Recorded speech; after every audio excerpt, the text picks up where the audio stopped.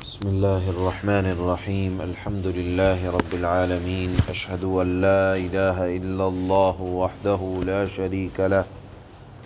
وأشهد أن سيدنا ومولانا محمدا عبده ورسوله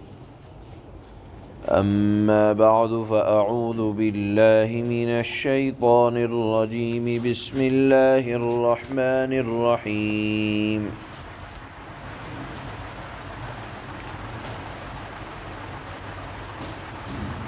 وَإِنْ خِفْتُمْ أَلَّا تُقْسِطُوا فِي الْيَتَامَى فَانكِحُوا مَا طَابَ لَكُم مِّنَ النِّسَاءِ مَثْنَىٰ وَثُلَاثَ وَرُبَاعَ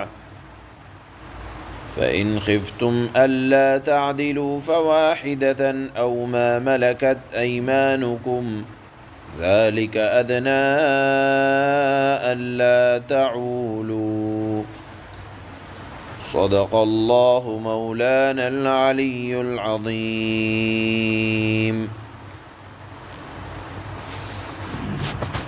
یہ آیت کے اندر اللہ تعالیٰ نے 4 احکام بیان فرمائے ہیں، اور یہ یہاں ذکر کی گئی ہے یتیموں کے حقوق کے سلسلے میں، اور خاص طور پر یتیم بچیوں کے حقوق کے سلسلے میں۔ زمانہ جاہلیت کے اندر یہ دستور تھا کہ اگر بچیاں یتیم ہو جاتی تو جو ان کا کفیل ہوتا، ذمہ دار ہوتا، وہ یا تو اپنے بیٹے سے یا خود ہی اس کو اپنے پاس روک لیا کرتا تھا یا شادی کر لیا کرتا تھا، اور اپنی کفالت کی وجہ سے یا اپنے گھر میں رہنے کی وجہ سے ان کا مہر بہت تھوڑا متعین کیا جاتا، اور یہ سمجھتا کہ میں چونکہ اس کا نگراں ہوں، سارے خرچے میرے ذمہ ہیں، لہذا مہر بہت تھوڑا متعین کیا جاتا۔ اسی طرح سے ایک دوسری بات یہ پیش آتی کہ یتیم بچی اگر خوبصورت بھی ہوتی اور اس سے اپنے اولاد میں سے کسی کی شادی کرائی جاتی تو جو یتیم بچی کی محبت کا حق ہے اس کو ادا نہ کیا جاتا، بلکہ اس سے کام لینے کے ارادے سے یا اس کے مال پر نظر رکھتے ہوئے کہ یہ سارا کا سارا ہمارے گھر میں آ جائے گا، مجھے مل جائے گا، اس لیے شادی کی جاتی۔ اس آیت میں اللہ تعالیٰ نے یتیم لڑکیوں کے ازدواجی حقوق کی حفاظت کے طور پر فرمایا کہ دیکھو، اگر ان کے حقوق ادا کر سکو تو ہی شادی کرنا، اگر ان کے حقوق کو ادا نہ کر سکو تو آزاد عورتیں بہت ہیں، ان سے شادی کر لینا، لیکن اگر حقوق میں کہیں بھی کوتاہی ہوگی تو اللہ کی طرف سے پکڑ آئے گی۔ صحیح بخاری میں اس آیت کا پس منظر لکھا ہے۔ حضرت عائشہ صدیقہ رضی اللہ تعالی عنہا فرماتی ہیں کہ اللہ کے نبی صلی اللہ علیہ وسلم کے زمانے میں ایک واقعہ یہ پیش آیا کہ ایک آدمی کی کفالت میں ایک یتیم لڑکی تھی، اور اس لڑکی کا ایک باغ تھا جس میں یہ بھی شریک تھا۔ اس شخص نے اس یتیم لڑکی سے نکاح کر لیا، اور اس کے پاس اس کا جو مہر بنتا تھا اس میں سے اس کا حصہ بہت کم دیا، اور جو اس لڑکی کا باغ تھا جو اس کو باپ کی طرف سے وراثت میں ملنے والا تھا اس پر قبضہ کر لیا۔ تو اللہ تعالیٰ نے یہ آیت نازل فرمائی جو آج پڑھی جا رہی ہے، سورہ النساء کی آیت نمبر 3۔ اس میں اللہ تعالیٰ نے عام مسلمانوں کو حکم دیا کہ اگر کوئی بچی تمہاری زیر کفالت ہے تو محض اس کے مال کی وجہ سے یا اس کے مال پر قبضہ کرنے کے ارادے سے شادی مت کرنا، اور اگر شادی کرو تو اس کے حقوق کا بے انتہا خیال رکھنا۔ ایک حکم اللہ تعالیٰ نے اس میں یہ بیان فرمایا کہ بے انصافی کی شریعت میں کوئی گنجائش نہیں ہے۔ یہ تو اللہ نے فرمایا کہ اگر احتمال ہے تو نہ کرنا، اور اگر یقین ہے کہ تم بے انصافی کرو گے یتیم کے ساتھ تو ہرگز نہ کرنا۔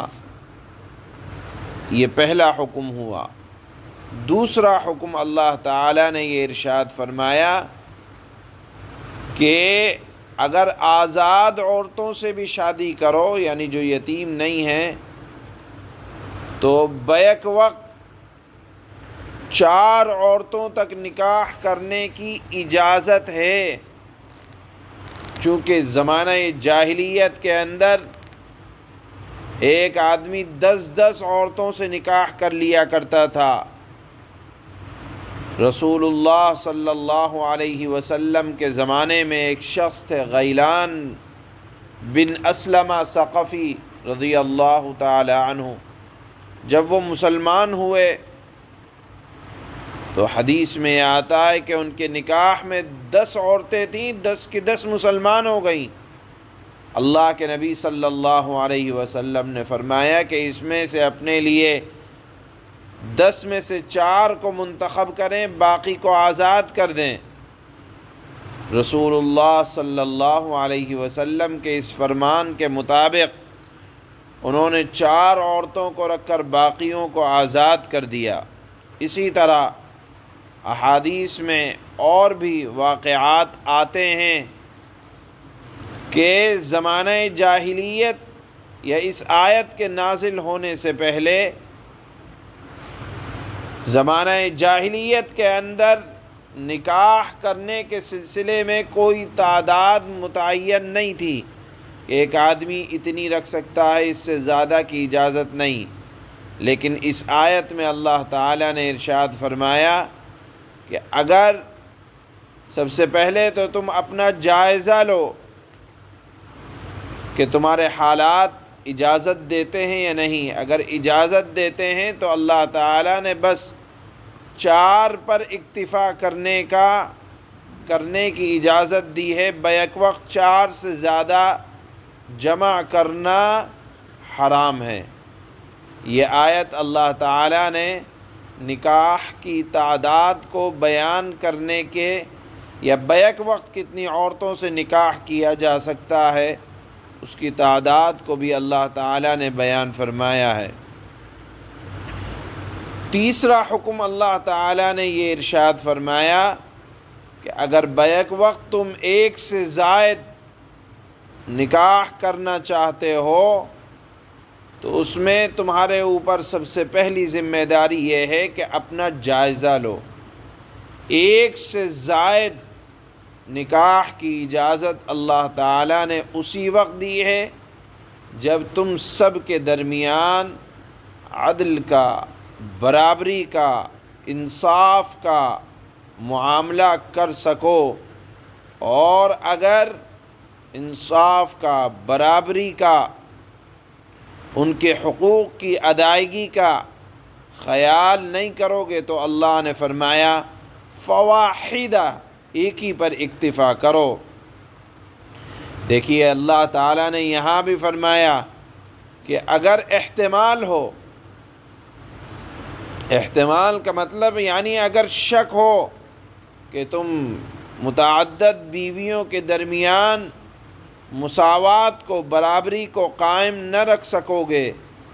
تو 1 سے زائد نکاح پر اقدام کرنا